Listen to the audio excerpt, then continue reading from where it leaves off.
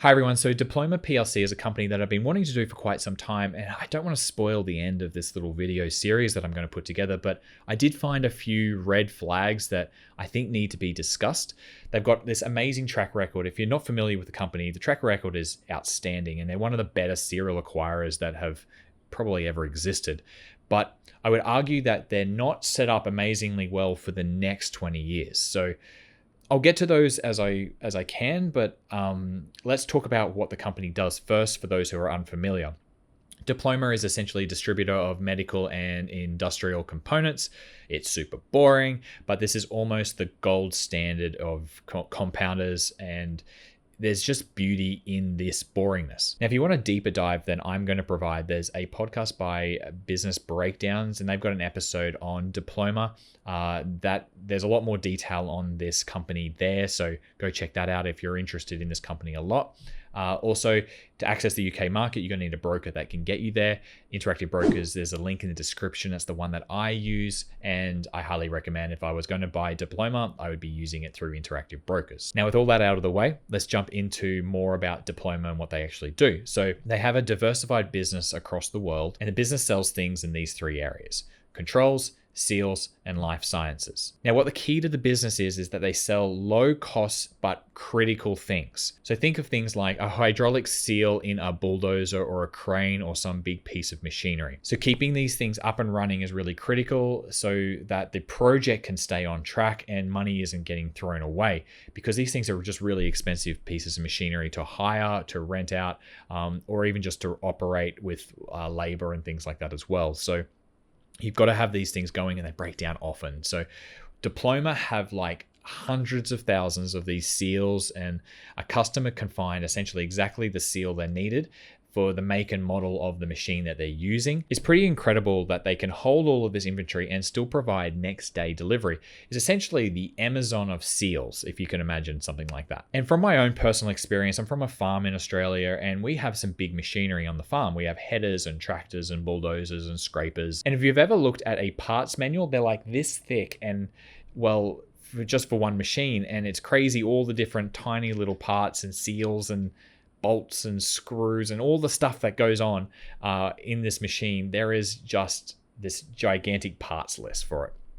It must be 1,000 pages fat at least.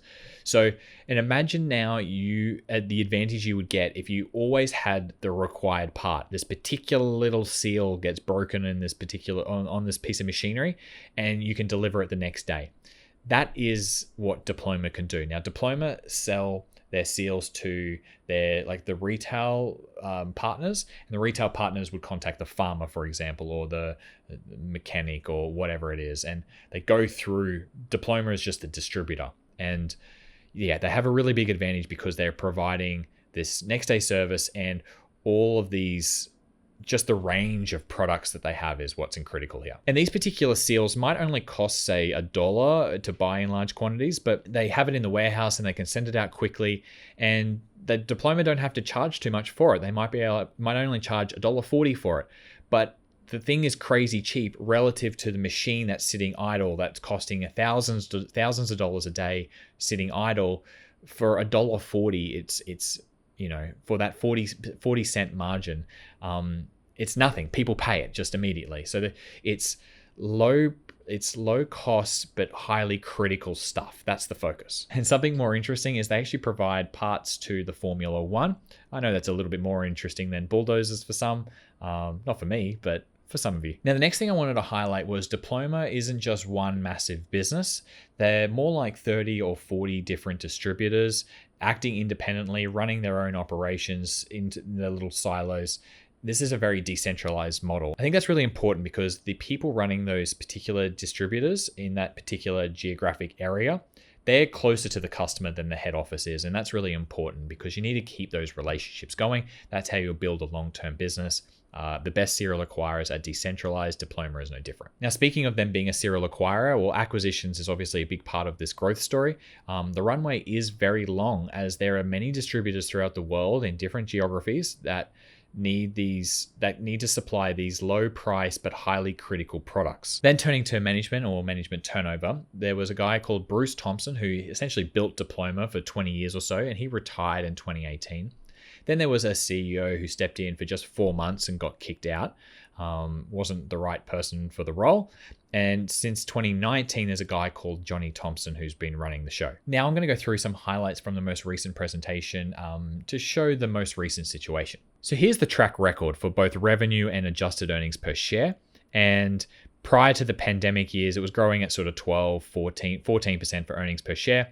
And the last 3-4 years has gone a little bit faster because we've had supply chain issues, we've had the COVID lockdowns, and that sort of dipped 2020, and then it's really shot up after that.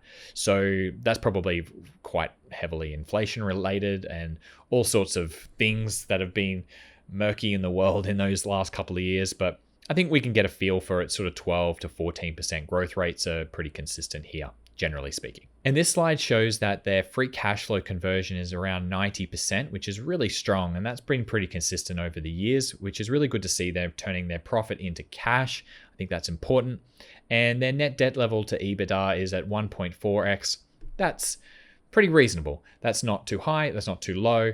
Anything over 2 for a serial acquirer is starting to get in there. I would consider a bit more uncomfortable range, but 1.4 is probably about right. It's probably a good use of debt, but not overkill with debt either. Now, since they're a serial acquirer, we've got to talk about their deal history. And this is where I'm going to raise a few little things, maybe some red flags here for some of you.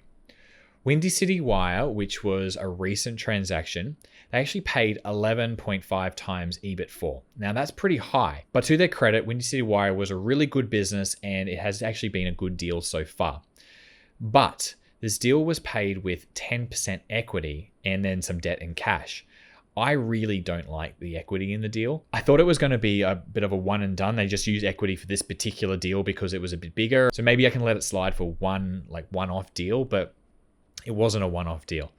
Most deals they've been paying about 8 times for, which is still kind of high, but it's a simple arbitrage for Diploma when their multiple on EBIT is about 20 themselves. So getting 8 times is probably not too bad. It's a pretty good arbitrage.